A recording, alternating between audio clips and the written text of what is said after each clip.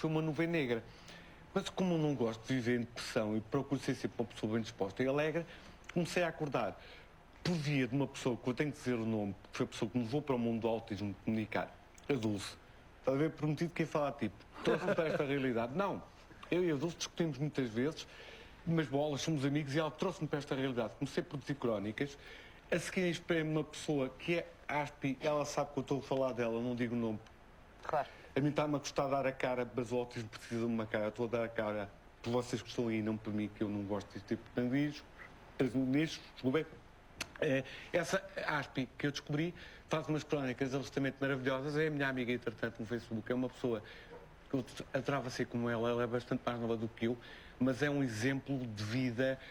Quando as pessoas dizem estás ali, eu não olhem para ela, as pessoas só olham para mim porque sou funcional. Ela é o meu exemplo de vida. Pá, é uma irmã mais nova, se quiserem, eu tenho uma estima por ela enorme e é graças a ela que eu estou aqui, que deixei de fazer negação do meu autismo.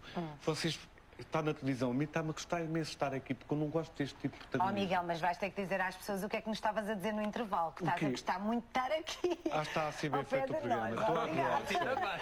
E que está a correr tudo muito bem. Agora, de que é que te serviu saber que era Asperger? Ou seja, até aos 36 anos, tu não sabias o que é que se passava contigo.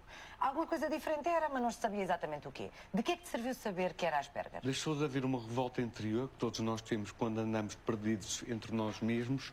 Quando eu deixei que o eco batesse pela fibra literária, eu também escrevo e tenho estas manias. O eco começou a ter significado. Eu já sou uma pessoa pacífica, acho que fisicamente tive 2 gestos agressivos na vida ou 3. Sendo preciso da tropa, mas isso é para esquecer, que fui obrigado a ser violento. Sou uma pessoa pacífica.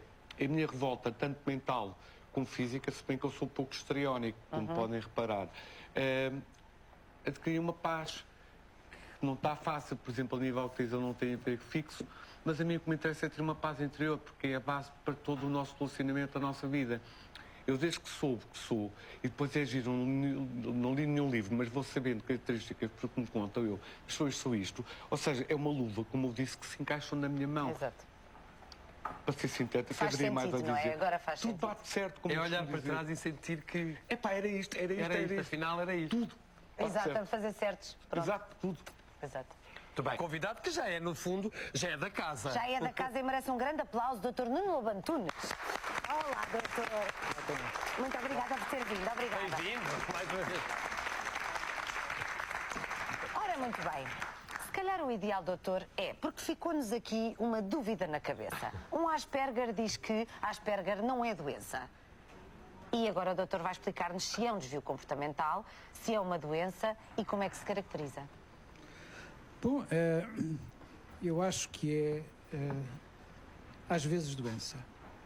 É doença quando as pessoas não se sentem bem com elas próprias, é seguramente doença quando sofrem, é seguramente doença quando são mal compreendidos e postos de lado, é seguramente doença quando não conseguem atingir aquilo que o seu potencial de inteligência e de sensibilidade noutras circunstâncias permitiria.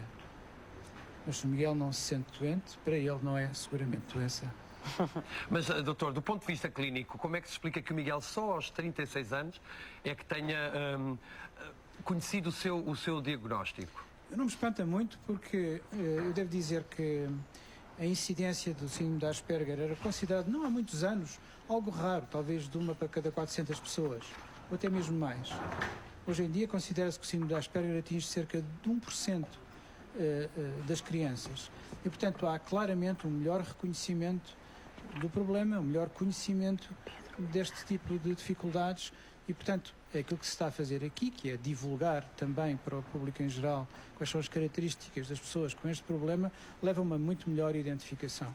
E quais são as características das pessoas com este problema? Sobretudo pessoas que têm dificuldade na socialização, têm dificuldade na comunicação, no sentido de descodificar as intenções, os segundos sentidos, o significado emocional daquilo que é dito.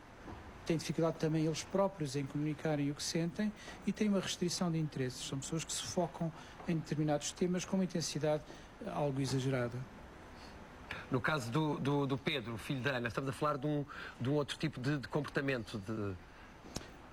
O Pedro é um bocadinho diferente porque o Pedro tem mais dificuldades em se integrar e mesmo do ponto de vista cognitivo é diferente do Miguel. Como qualquer patologia tem graus diversos de intensidade e as suas consequências não são exatamente iguais em todas as pessoas.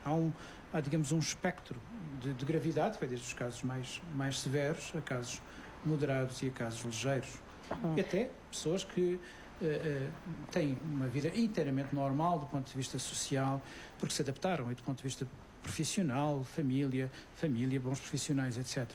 Portanto, de alguma forma também não se fala, não é um diagnóstico em que seja um retrato, é um filme, as pessoas evoluem, as suas características modificam-se, a sua capacidade de adaptação vai aumentando e, portanto, é perfeitamente possível que alguém com síndrome de Asperger, até relativamente intenso numa determinada idade, chegue à idade adulta com uma vida normal, digamos assim, de boa adaptação.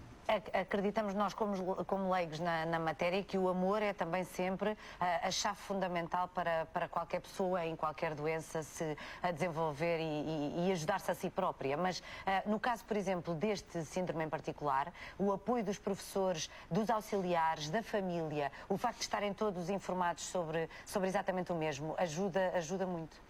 Ajuda imenso. Eu, sem querer fazer propaganda a mim próprio, escrevi um livro chamado Mal Entendidos, e que o título tem a ver exatamente com isso, com o facto de muitas pessoas e crianças com perturbações de desenvolvimento, crianças diferentes, são muitas vezes mal compreendidas e são mal julgadas, são mal avaliadas. Muita gente fica perplexa perante o facto de, por exemplo, dos rapazes com síndrome de Asperger serem capazes, terem capacidades excepcionais em determinadas áreas, nomeadamente cognitivas, por vezes do ponto de vista emocional parecerem largamente imaturos.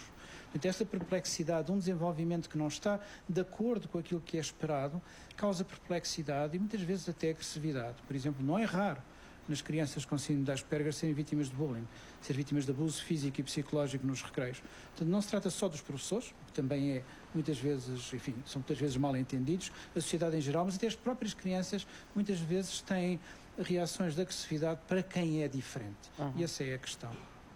Maria da Graça, no vosso caso, a partir do momento em que conheceram o diagnóstico, a vida mudou, a do Miguel e a vossa também?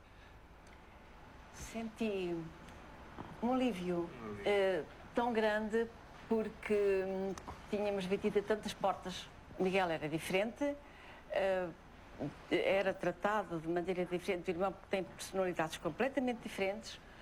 Não havia um nome para o Miguel. Não havia um nome para aquela situação. E quando fomos ao CADIM e foi diagnosticado, foi uma sensação enorme de alívio. Eu recordo que nós fomos lanchar a Cascais, à beira-mar, já não sei, Casa do Farol, não sei o quê. E eu achei que a paisagem era belíssima, estava um dia de sol e o Miguel não tirava os olhos do seu sumo. E eu só respirava de alívio. Finalmente alguém percebia, alguém me dava uma resposta para o meu filho, que era diferente dos outros. Finalmente eu sabia porquê. Exatamente.